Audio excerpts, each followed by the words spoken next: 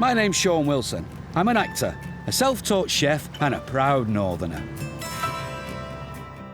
I've gone from Coronation Street to producing award-winning Lancashire cheese via the region's finest Michelin-starred kitchens.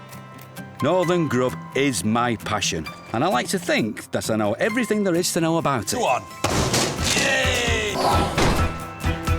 Oh, got a bit bonkers! I'm going on a culinary adventure. This is one hell of a moolie. A reet grand northern tour with one very tasty aim: to discover the heritage. There you go. These look old. 250 years old. Wow, OK. And phenomenal flavours of the North's favourite foods. That's one hell of a Yorkshire pudding. My journey takes me the length and breadth of our greatest treasure, the North. Oh my Gideon. From Manchester to Middlesbrough, I'll be meeting the people who are keeping our traditional grub going. Lovely pork pies here, ladies and gentlemen. I'll also be cooking out of my comfort zone as I take on some great challenges. You can't swing a bloody cat in here. Tell you what, that's quite attractive from behind, Sean. Pitting myself against the best in the business, I'll produce the North's finest fare in kitchens that would try the patience of a saint. It's like being in bloody prison. Now, fire. A bit more than I can chew. It's time to crack open my great Northern Cookbook. This is proper food with proper people, and I'm proud of it.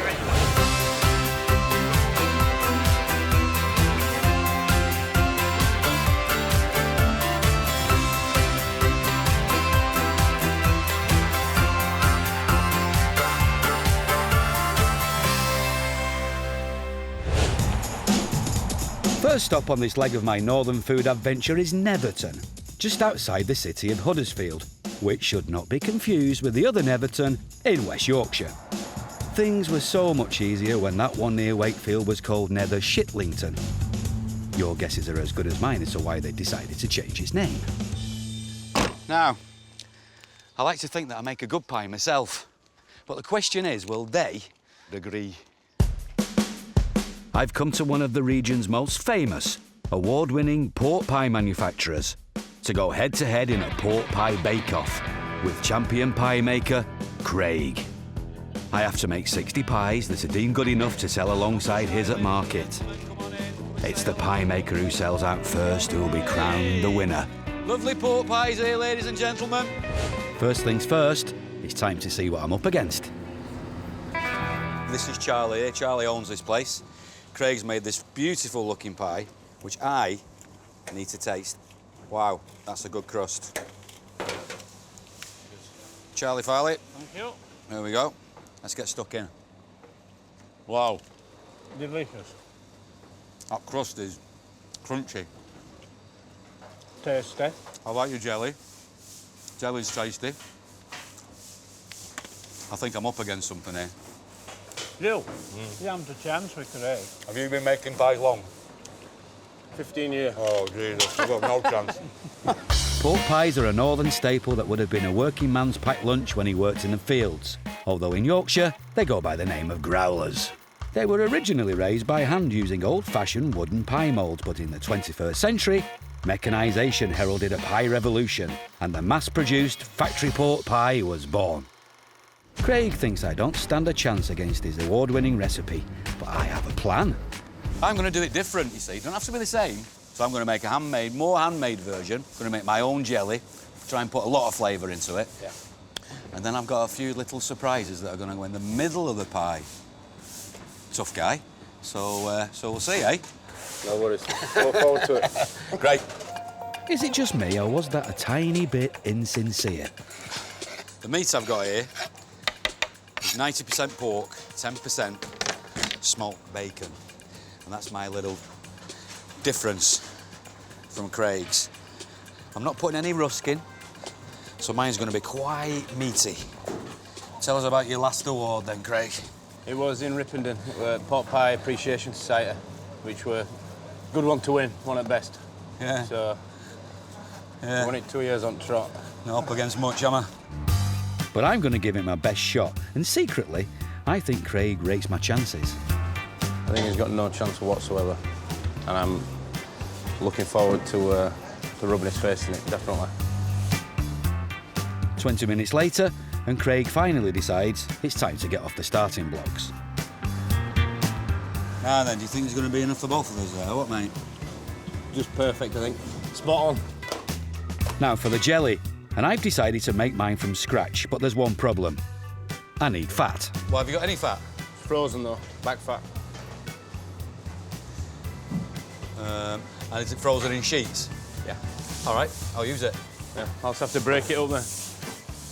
It's stuckered. Go on. Yay! Yay! Sorted. That'll do. Having battered the fat, I have to melt it. Tricky when I'm struggling to light the cooker. Now then, which one's which? Is it that one? No. That's the oven. Is it that one? No, it's got to be that one. No, get help. Does anyone know how to turn this cooker on? Eventually, Craig and a fellow pie maker take pity on me. Put your fingers. Ah, good man. While I leave my fat to render, blunt Northerner Craig waxes lyrical about his jelly. And that's that one done. Easy as pie.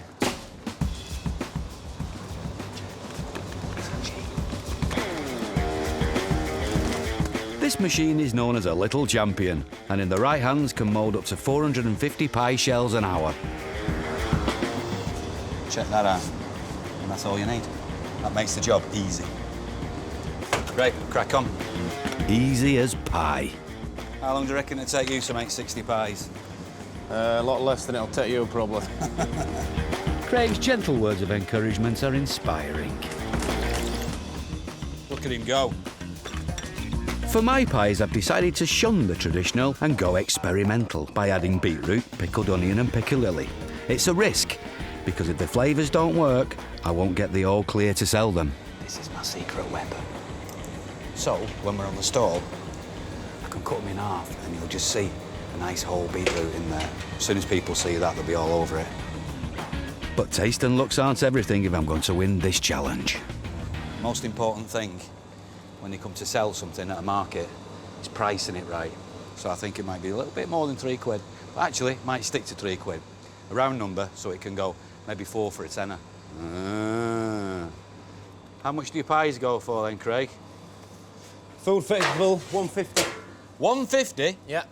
Very good. Bargain. They are a bloody bargain.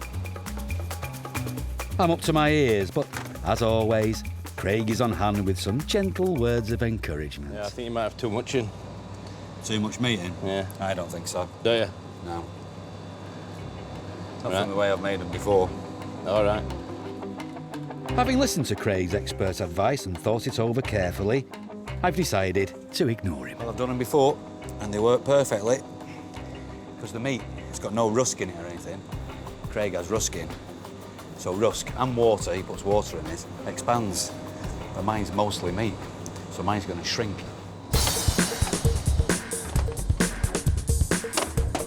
How are you getting on, Sean? Should have used this. I know, but they look good. With time running out, it's the last push to get my pies ready for market. They look awesome. Look at those. But all this effort could go to waste if Craig's boss doesn't like them. If they fall below his award-winning standards, he won't let me sell them. I think these are going to go down a storm at the Huddersfield Food and Drink Festival. Craig seems impressed as well. They are. Over its 4 days, the festival attracts 100,000 visitors, a veritable gold mine of pork pie lovers and potential customers.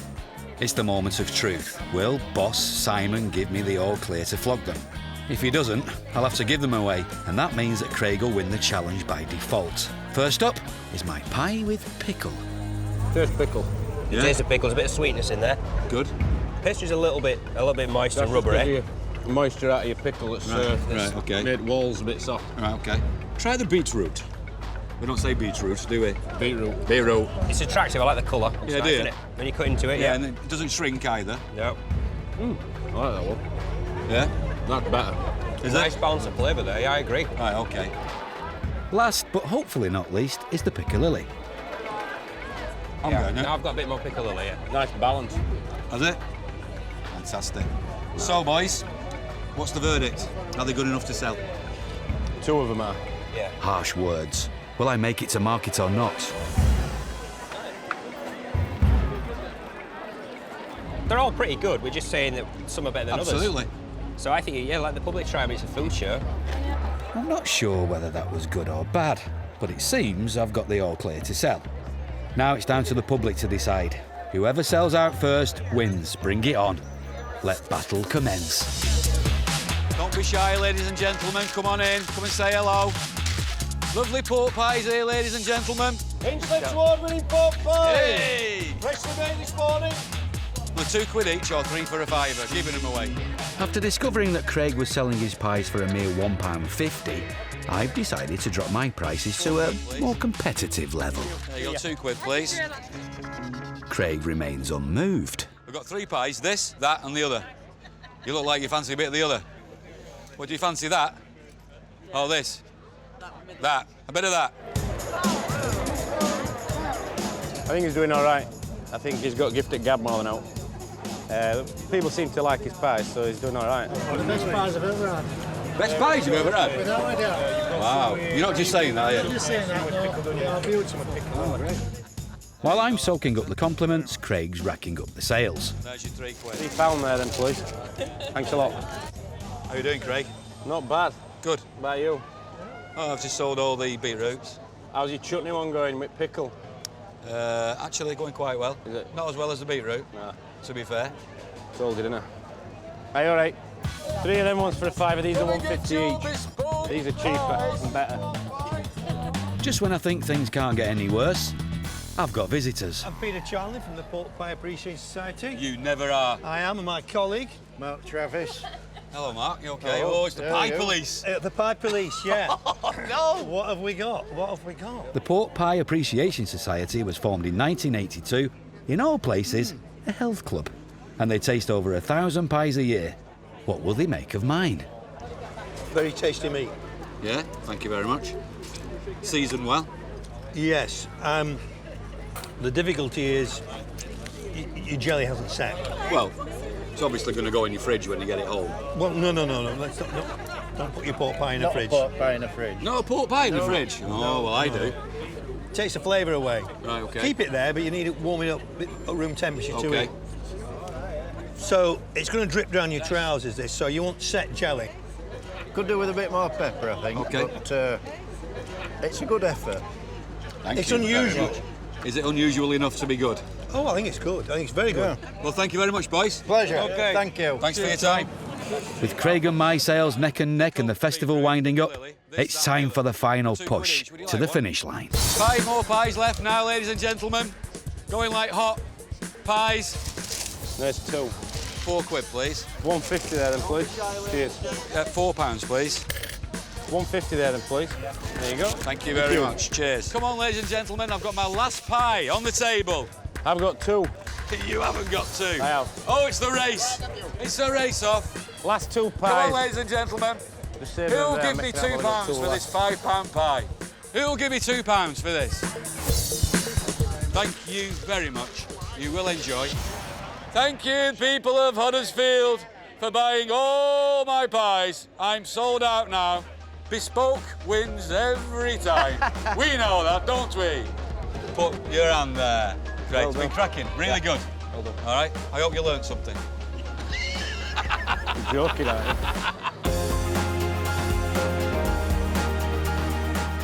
Look at that.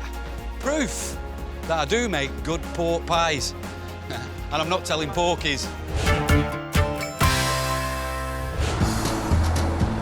Time to hit the road again as my culinary northern adventures continue with a drive out of West Yorkshire, through my home county of Lancashire and on to Cumbria. I've climbed aboard the Lady of the Lake. Not the one from Arthurian legend, because that'd just be plain wrong. No, the lady I've climbed aboard is an old steamer. I'm steaming across Ullswater. Wordsworth said it was the most beautiful lake in England, and he knew a good lake when he saw one. And he's not wrong. Just look at it. Small wonder that wealthy Victorian bankers built magnificent homes here. Homes that are now hotels that wealthy bankers stay in. It's one of these old Victorian homes turned hotels that's really put Ullswater on the culinary map. Sharrow Bay Hotel is the site of my next challenge.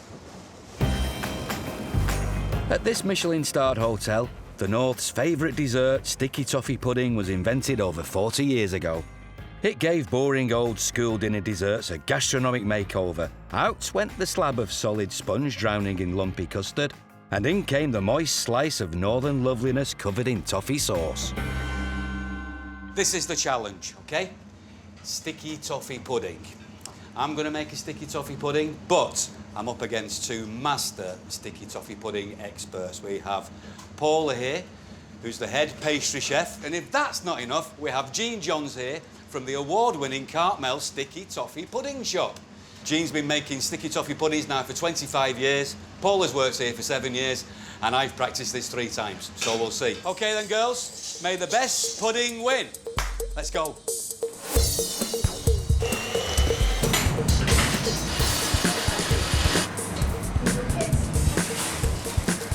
The ladies and I will each be working to our own unique recipes, and we've all got an hour to complete our dishes. And then they'll be served up to a family of gourmet pudding tasters to decide which one's best. So what do you think is the essence, Jean, of the finest Jean Johns sticky toffee pudding? Well, you've got to use good ingredients. You put good things in and you'll get good things out. OK, so I've only made a few sticky toffee puddings, but I think I've sussed the secret of a good one. It's got to have a very berry toffee flavour, hence the dates. And then we're looking for a very lush batter, which makes a beautiful sponge. And then, of course, the sauce is poured over the top. And that's about it. Is it one of the first things that you taught to cook when you come in? Yeah, when I came here, I got given the recipe and said, this is a recipe what we never change and you always must do it by... OK, by the book. By the book, yeah. The management are so concerned that someone might steal the recipe that they keep it under lock and key and make all staff sign a confidentiality agreement. What about going down the pub and flirting it to somebody? No way. No way. OK, no, so it's like... never do that So it's like secret. Secret, you just have to keep it quiet to yourself. I love that mystique about it, though. I think that's great. Secrets aside, it's time to pick up the pace.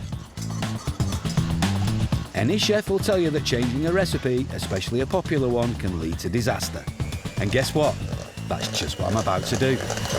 My little pièce de résistance. What have we got here?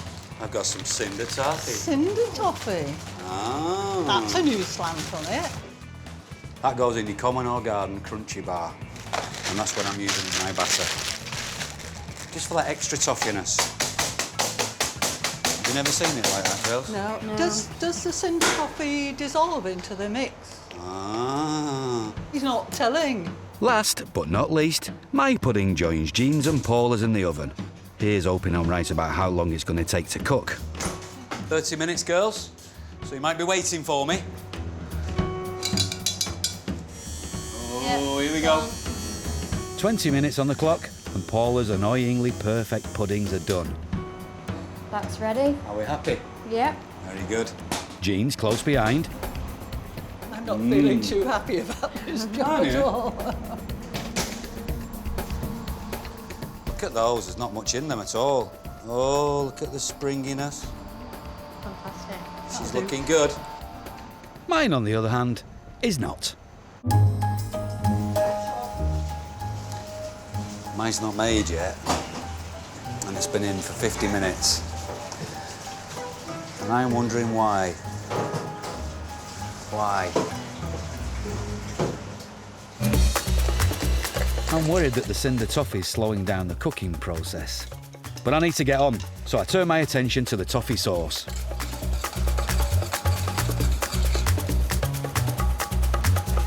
Time has run out, and so has my patience. Out comes the sponge. That's looking good. Oh, that looks lovely. We're going to be beaten at our own game, aren't we? Yeah. The time has come to find out who's come out on top, and, as they say, The proof of the pudding is in the tasting. So, we've roped in a passing family of Belgian gastronomes to act as judges. Now, they're used to fine food, but so far haven't tried sticky toffee pudding. And it's a blind tasting, so they have no idea who's baked what. The topping is very good on that one. Yeah, the topping is crunchy and the topping is very good. It's richer. Yeah, definitely richer. I mean, it's between number 1 and 2 look-wise. It tastes. Yeah. I think number 3 is really. It feels more sticky. Feels more stickier. Yeah. So I really think number 3 is regarding taste is the best. Who did number 3? I made number 3. Oh, you did? Yes, I did. I'm sorry. I'm very proud to say I made number 3. Very much. Thank you very much. Cheers. Thank you. I don't know, maybe that's a decision for homemade food. Because that's all I do. I just make homemade food. And maybe that's cinder toffee. I think Definitely the the cinder toffee, I think, what did that. that made a big difference. Made it crunchy on the top. I'm so pleased. Brilliant. I am Oh, so pleased. John. Give us a kiss. Give us a kiss. Thank you. Thank you so much. I've really enjoyed my time here. For my next culinary challenge, I'm travelling the 150-mile scenic route up Dale and down Dale from Cumbria to North Yorkshire. I'm heading into one of the most important national parks in Britain. Now, not only is it easy on the eye, but it's also home to the red grouse. A bird so delicious that people come from all over the world to blast it out of the sky. Which is good for them, not so good for the grouse. It might be rubbish for our feathered friends, but grouse shooting brings in an estimated £22 million a year in revenue to Yorkshire communities. I'm at Bury Farm Shop in the Wensleydale Valley. My challenge? To join a shooting party and in just 2 hours, bag some grouse and cook them in a remote hut in the middle of the moor. Along the way, I want to learn how shooting these birds helps keep the rural Yorkshire economy afloat. I like a bit of game. Definitely like to cook. So excuse the pun. Game on. My host for the day is Adrian Thornton Berry, and he's on hand with a few words of wisdom for us before we go out onto the moor.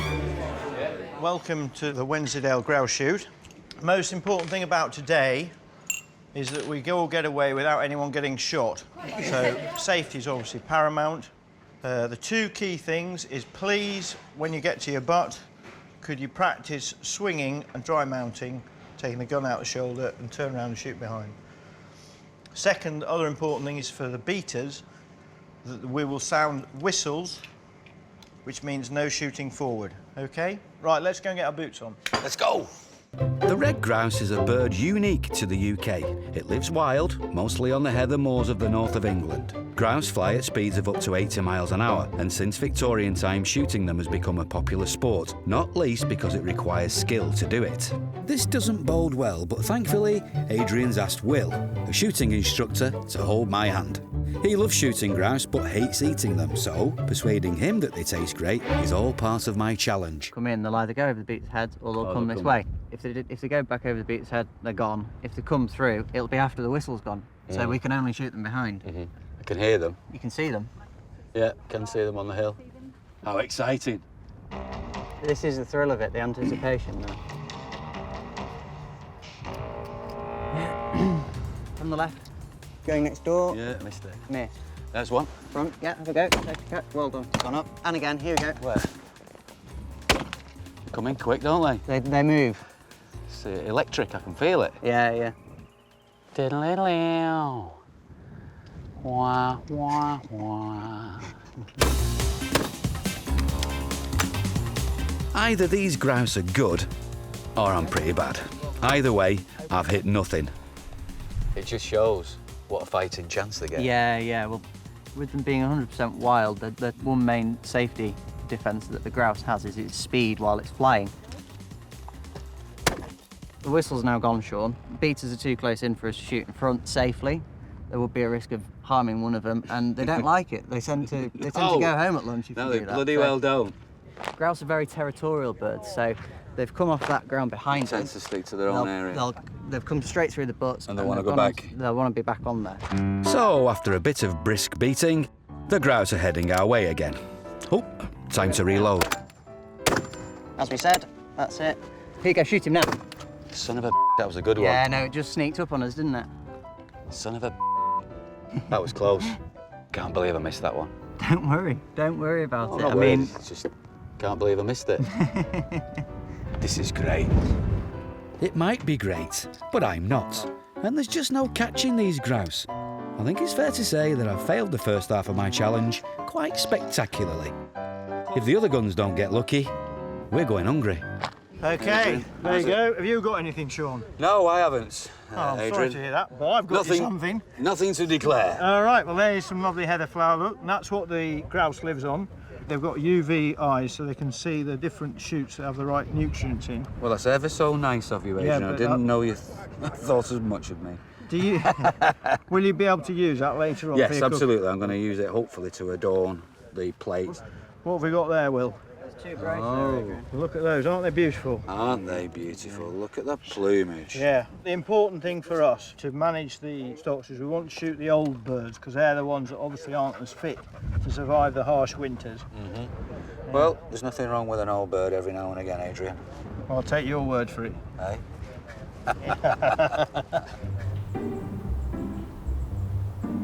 With a few birds in the bag, it's time to head off and put them to good use and cook some lunch. Shooting parties that come up here pay up to £30,000 for the privilege. Money that helps preserve the birds and these beautiful moors, and I, for one, am all for conserving the grouse because they taste amazing. My challenge is to cook traditional grouse in the middle of a moor, in the middle of nowhere, for 8 people in an hour. Bread sauce, port sauce, game breadcrumbs, game chips, grouse, bit of heather, proper cooking.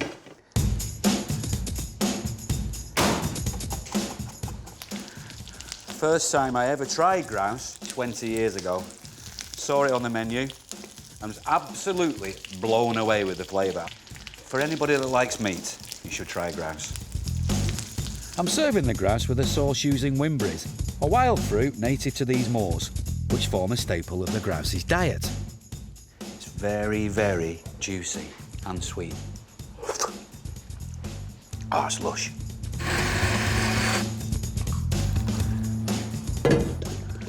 I'm making game chips. Basically, the crisps. They've probably had a few game chips in the time.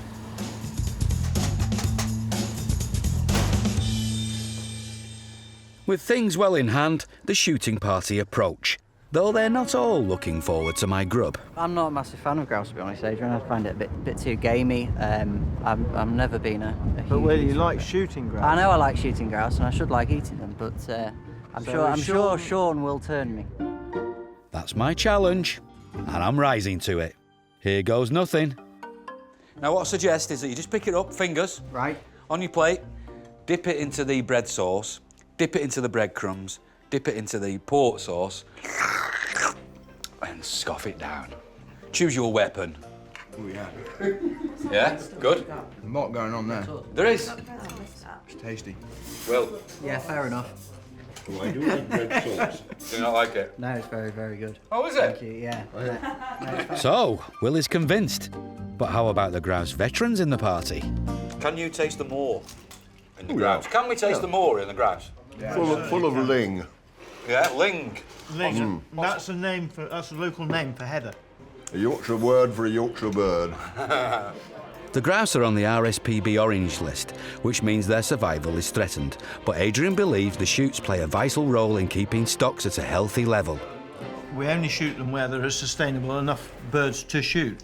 And the populations that have survived is where people are shooting them. If the local indigenous population are getting a benefit from it, then they will tend to look after the resource. Okay. You find that most people who shoot grouse think they are the most fantastic bird. They're very beautiful in flight. And very beautiful in flavour. And it's been absolutely fantastic. Got to thank you, Adrian, for all your hospitality. Wonderful Yorkshire hospitality. No problem, Sean. Can I come back? Come back anytime, yeah. Fantastic. What a great bunch of people.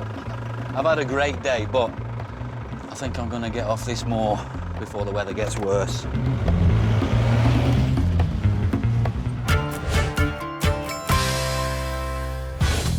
My Yorkshire road trip continues. Southern softies think that this is a land of flat caps and whippets, but it's so much more than that. Now, Yorkshire is the birthplace of a gastronomic gem. It's okay, large pies and grouse are all very well, but if I was to ask you to name a famous Yorkshire dish, I bet you'd say Yorkshire pudding. And if you wouldn't, have a word with yourself. My next challenge is to see if I can cook a winning Yorkshire pud using a 300-year-old recipe. To do it, I'm heading into the East Riding of the county to the village of Sancton, the home of a champion Yorkshire pudding maker. But he's not the only man in Yorkshire who lays claim to the best pudding title. There's another. In fact, no, scratch that, because there's me as well. The time has come to find out who bakes the best. So get yourself ready for the battle of the batter. In fact, someone throw me a whisk. I'm going in. Using a recipe for dripping pudding that was first published in the 1937 cookbook, The Whole Duty of a Woman, I want to see if my ancient puds can beat off competition from two of the best in the business, Yorkshire pudding champions Ben Cox and Martin Hanley. Our efforts will be judged on flavour and appearance by an expert panel of tasters. Each is a champion Yorkshire pudding maker in their own right. So, they're perfectly placed to judge our efforts. I've got to stud a shoulder of lamb with rosemary, whack it in the oven, and then worry about it later. All right? May the best man win.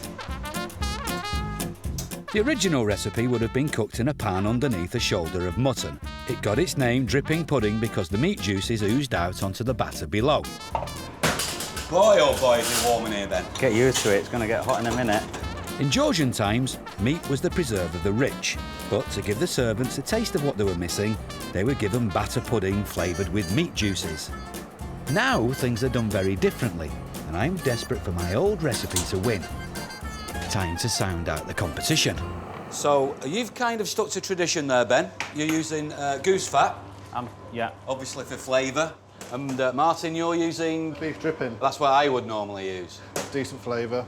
Because I quite like the fact that you get red hot dripping, which of course should come out, for me, when it comes out of the oven, should be smoking, and then you put the freezing cold batter in, and I think that, like, that ignition, that real ignition that it causes, does it for me. Success in this challenge hinges on getting these puddings to rise. Normally, the combination of hot fat and cold liquid pretty much guarantees a result. But when you're doing things the old-fashioned way, nothing's guaranteed. Of course, yours is underneath the Yorkshire pudding, yeah? Whereas mine's going to be dropping on the top, and therein lies the conundrum, really, to see whether the 1737 one, which won't rise, I take it, and obviously yours are going to be 21st century, so it'll be interesting to see what they taste like. I'm seriously worried about this challenge.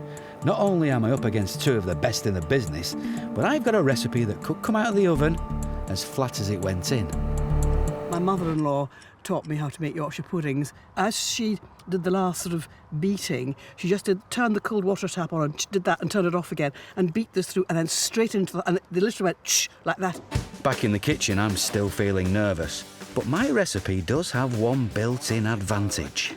I'm just getting my batter together, boys, but of course I don't have the pressure of the time that you have, because mine's going to sit there underneath the mutton, but I must admit, I'm feeling the pressure.